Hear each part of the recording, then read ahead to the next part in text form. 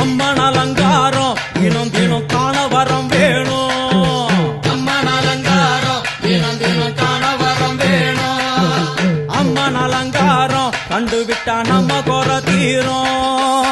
அம்மன் அலங்காரம் கண்டுவிட்டா நம்ம குறை தீரும். அம்மனுக்கு விரதம் ஆதி முதல் இன்று வரை வழக்கம். அம்மனுக்கு விரதம் ஆதி முதல் இன்று வரை வழக்கம். சமயபுரத்தில் நம்மை வாழ வைக்க